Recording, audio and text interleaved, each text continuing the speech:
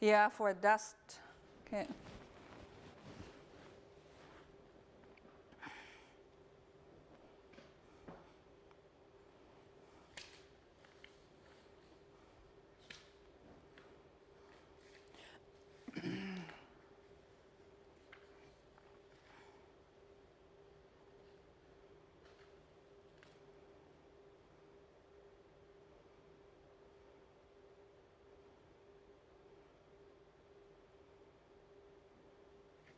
Thank you.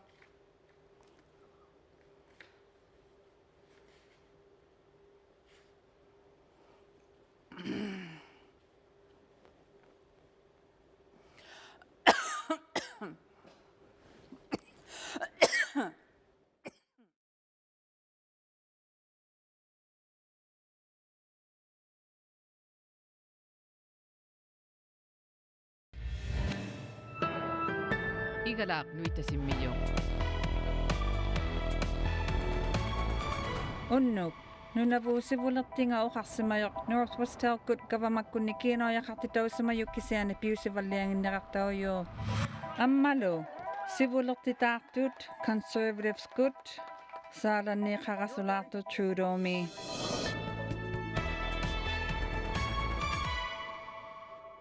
Unnukut tungasugitsi Mayor Powder Vunga.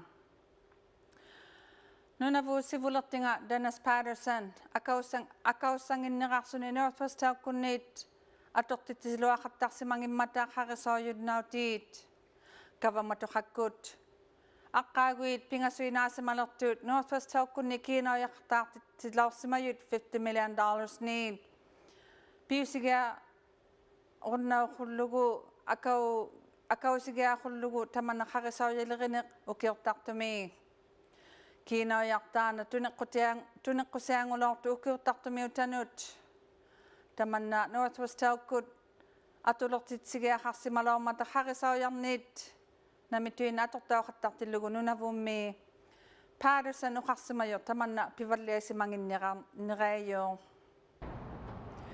Northwest Telkut uqarsimayut tamammik nunaliit qarisoojarniit matuinganeqartauyugaluaq kisiani taakkua atortititauqattartut qarisoojaniut kisianilli Dennis Patterson uqarsimayu tamanna sulinnerpat akiqariiqajartu unornersaoqajartu qarisoojai pichutigillugit nunavummi namilima I'm wanting to press them. Ayuinaaqasuaqattarsimagalawaqtakka atuinnaruiqullugit qaqitaujalerinermun akilersortaavattuit kikkutuinarnut kiinauyu turuanguyuugaluanut kiinauyartaaqivattanginnik naliiqaaqutiqarumagaluaqatta piyitseqartinu ulukiortartumi taimaatsaina kannatalimaat miutatigut Patterson uqakkanneqilluni taakkua ikayuutiqarajartuit qarisoojaliqijiit atjigingittu atortaunerpata aanniaqarnangittuleqijikkunnut ammalu iliniartuleqijikkunnut qanerlu iqqinaajayunnautiit unorsigiakkanneqajartuut qullikkut qarisoojaliqijikkuummata atortitsiqattartuit nunalinginni qernikku uqarsimammata taakko unungiluaqaartursimaqattarsimammatagu atortauvattut Northwest Telkunnuun So they have the benefit of a subsidy. uqaalausileqijikku Northwest Hill ikayerniqartutuummata akilligiaqutiuyunning tungavigiyauvattuit atortaujarialuugalu kikkutuinarnuun kisiani taimaingimman piyitseqartituulutik nunavu NDP kut sivulertinga mumila qaqqaq uqarsimalermayoq akausanginneqarsuni liberal governmentkunniit taakkooli ikajorsingiluaqsimammata nunavummiutaniin qanerli tamanna isumagivisiu Dennis Patterson uqausiqisimayanginniin qarisaoyakkut uqariaqqannequnnaarputit Twitter uvaluni Facebook kut uvaluni uqaalaluti akiqangittukkut 1-888-896-3135 mun Ottawa mit pukertalit qauisarpalliassimalermayut pukertaliulortuq taana qukersilluni inuugunneelorsimammat kingarniit Puketalikut pijittirartingi taakua qauisarpalliasi mammata inuugunneelorsimatilluga atachi asuna taana qukersiloortu puketalik inuugunneelorsimalluni February tillugu qauisartiit apirisimmammata tallimaayunit pukettallinniit taakkualu qauyimalormata taana inuugunneeya rijaulortu tiangummatagu qauisarsimayut qauisartiusimayut taana nanisisimalertuut pukettarli taana aturiaqangitamini atulorsimannermaat ammalu pasiyassanngortitaussimayor taana pukettarli nunavu aaneaqarnangituleriikkut pigiartissisimalermata qanuittailinermut nunavummi taakkua unikkaaliariauqattarsimayu innarnut nunalinni tusautikkuut tusarsautitauqattarsimanaamata sivunissaqattiarnermut turaagaqarniartillugiit qanuittailinermut ammalu taakkua teemeituutillugu nuvarnartua qanimakutauqattartu taana pitutaulluni Come to youth for things, but you're going to also need to come to people for things. And it's about kind of supporting each other and everyone having that kind of leader and that know in their life. Anyone between 11 and 25 can visit, play games, socialize, and get connected to the right resources with help from youth volunteers.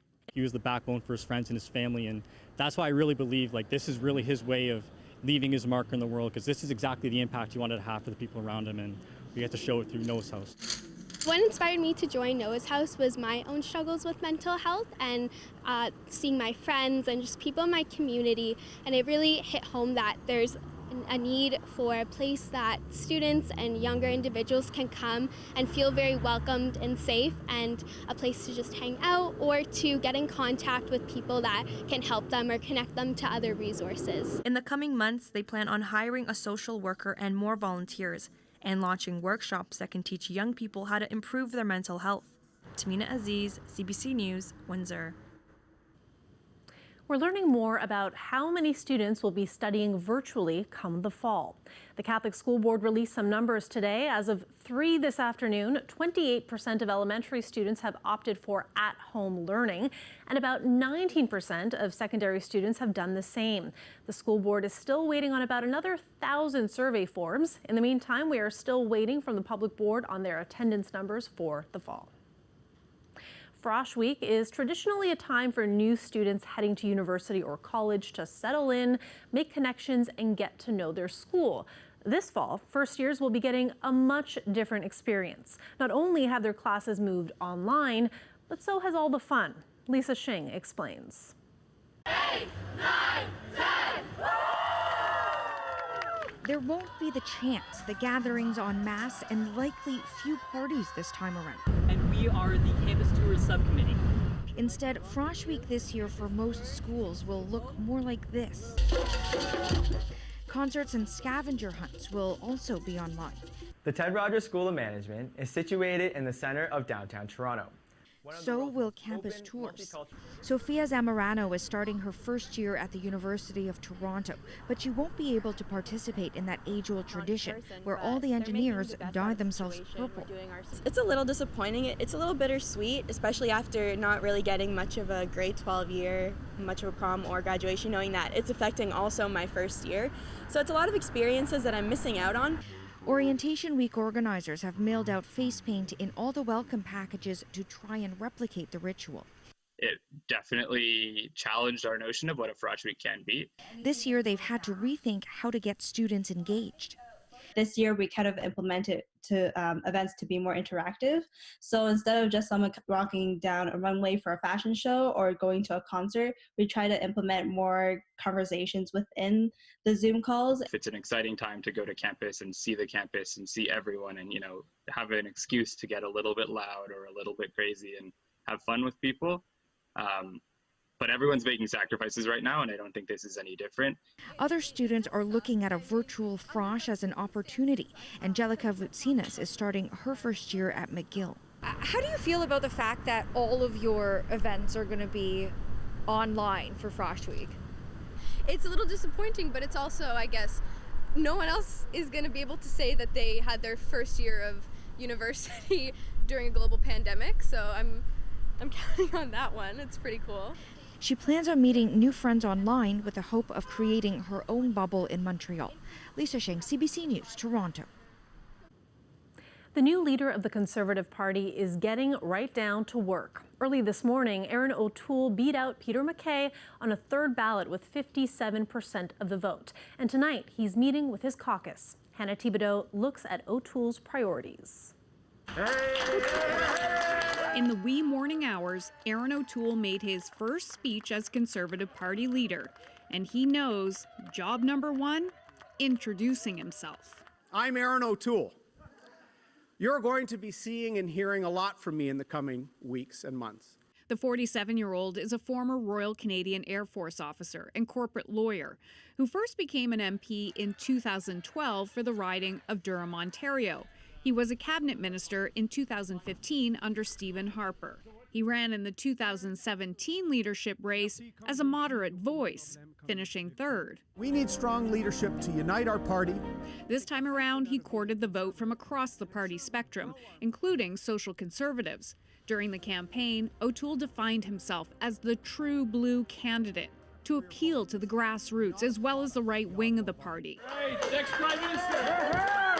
O'Toole knew this was key to his leadership victory, and it worked. He was able to pick up second and third ballot support from the social conservative candidates Leslyn Lewis and Derek Sloan.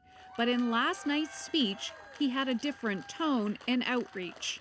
Whether you are black, white, brown, or from any race or creed, whether you are LGBT or straight, whether you are an Indigenous Canadian or have joined the Canadian family 3 weeks ago or 3 generations ago, you are an important part of Canada, and you have a home in the Conservative Party of Canada. But I think if Erin is going to take on Justin Trudeau, he's going to have a genuinely large tent. He's got to be moved to a much more moderate and inclusive space. And talk of a snap election continues to swirl around Ottawa as a series of confidence votes will take place when the House resumes in late September. The Conservative Party says it's ready to pull the trigger if needed, and O'Toole will have those discussions with his caucus tonight as they meet for the first time with O'Toole at the helm. Hannah Thibodeau, CBC News, Ottawa. Young Conservatives in Windsor, Essex are reacting to the new leader of the party as well. I spoke with one who had hoped Erin O'Toole would be the winner, and another who had voted for Social Conservative Leslyn Lewis. Here's how they're feeling today.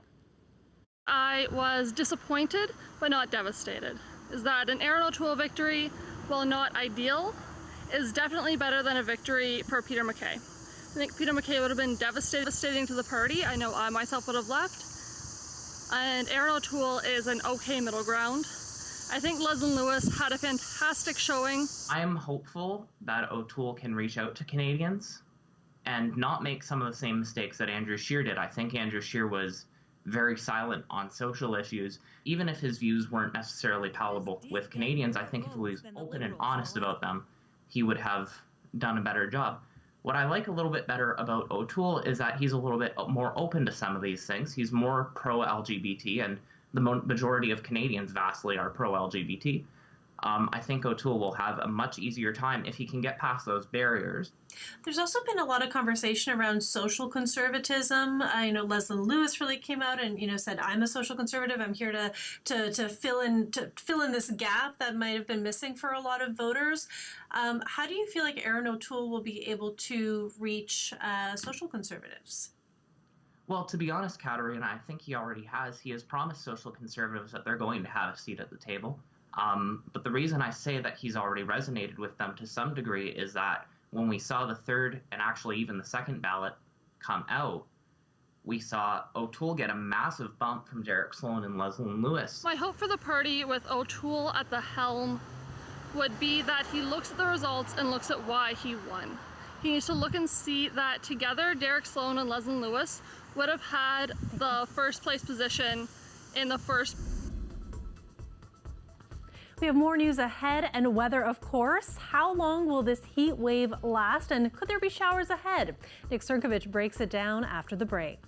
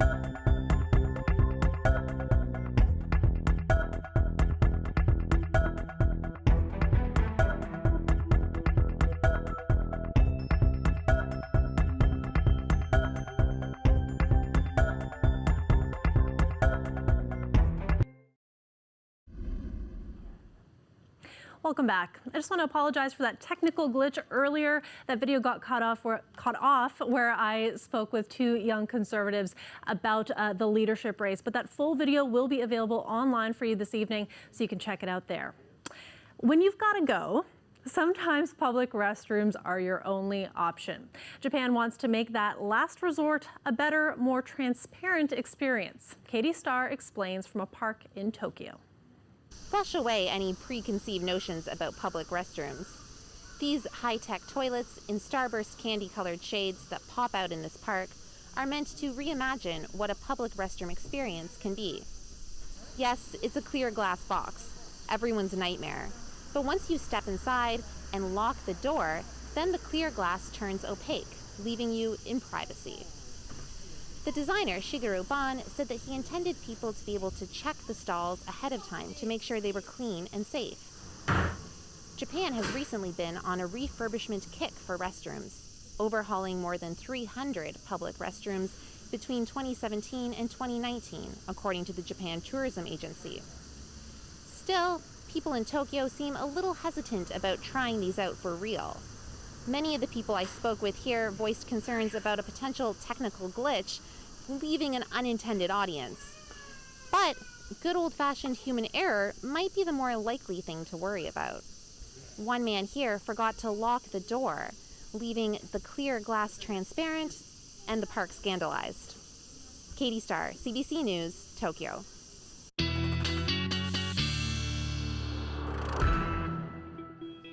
Nick Sirkovich joins us now for weather. Nick, I don't know how I feel about transparent public restrooms, but we'll just... and who decided to lead into weather with that? Because I'm trying to think how I segue from a transparent I know, part of me is like, yeah. Let's flush towards weather now. Yeah, oh, there you go, exactly. Yeah, I don't know, I think I'd be a little apprehensive about that myself. Anyway, you know what? Maybe we'll all adapt.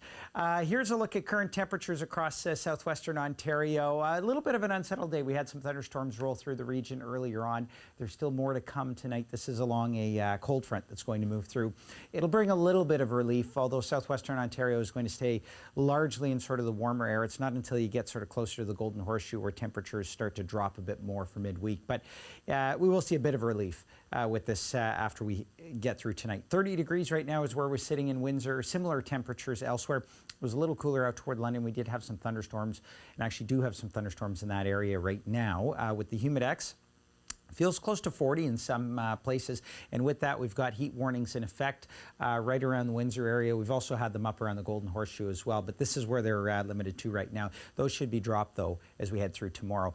Here's a look at the radar image. Now, as I mentioned, we had some thunderstorm activity just move through the London area. We also had some earlier thunderstorm activity in extreme southwestern Ontario as well.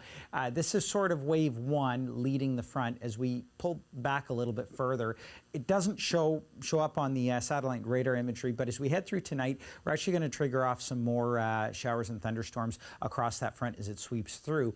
And as it does, it will bring a little bit of relief in terms of not so much the heat, but the humidity anyway through tomorrow. So that's what we're looking at right now. As we head toward the later evening hours, I think this model overdoes it a little bit, so it looks a bit worse on this particular model than it might be. But in any case, we're looking at a line of showers and thunderstorms to move through tonight.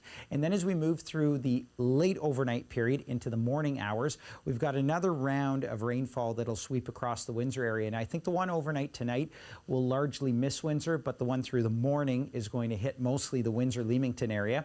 Kind of clears out by the afternoon to a mix of sun and cloud. And then still the slight chance of seeing a few spotty showers tomorrow afternoon. But for the most part, the bulk of the rain is going to be sort of a morning event for tomorrow.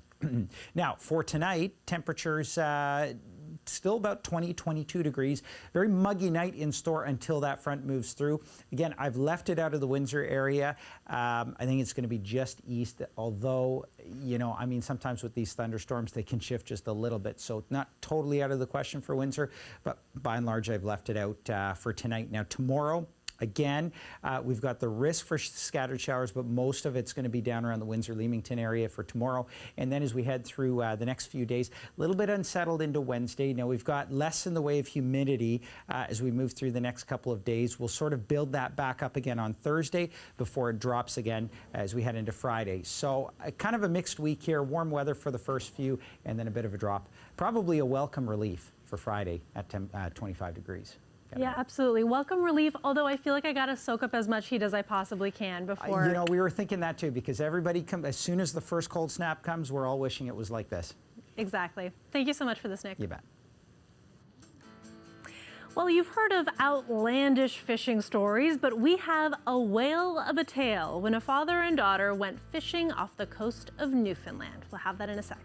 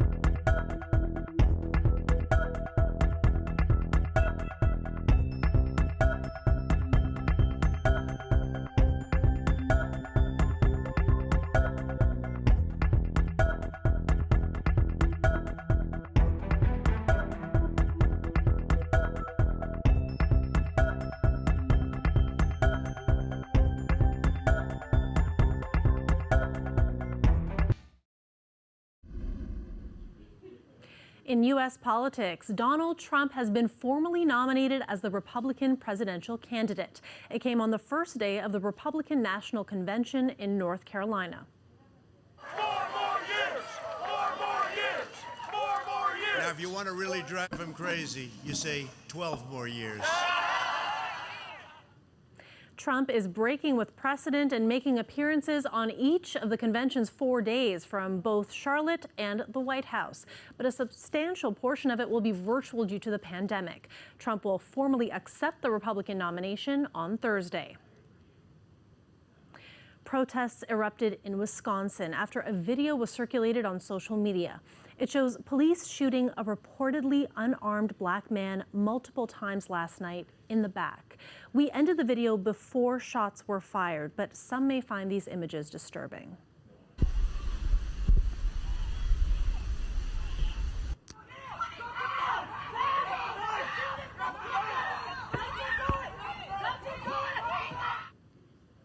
"29-year-old Jacob Blake is in hospital in serious condition.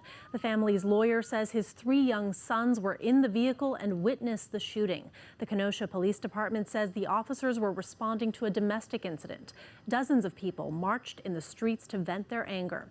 They started fires and damaged several police and emergency vehicles. Storefronts were also vandalized. Wisconsin's Department of Justice is investigating the shooting, and the officers involved have been put on administrative leave.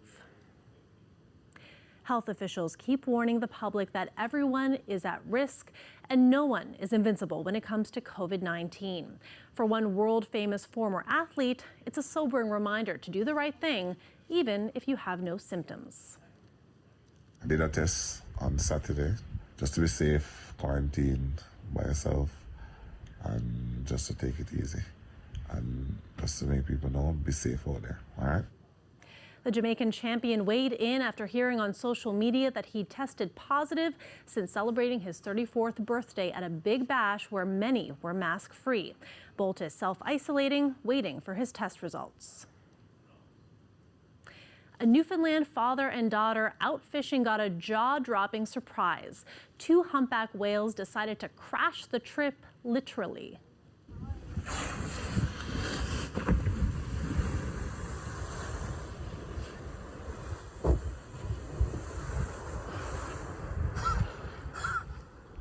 That's amazing. Not many people have seen a whale do a barrel roll, but the look on Sarah Russell's face says it all. She and her dad Sean were fishing on Conception Bay Sunday morning. The 2 humpbacks were nearby feeding, but their behavior changed and they swam up to the boat. Sean Russell dubbed what followed as the Humpback Ballet and decided to share it on social media. It is 6:29 p.m. That is it for CBC Windsor. Don't forget, for news anytime, you can go to our website, cbc.ca/Windsor. We'll leave you with some photos now of Lori Neville, who was 34, a cyclist who was biking to raise funds for childhood cancer. She died after a fatal collision with a car on Saturday. Have a wonderful evening.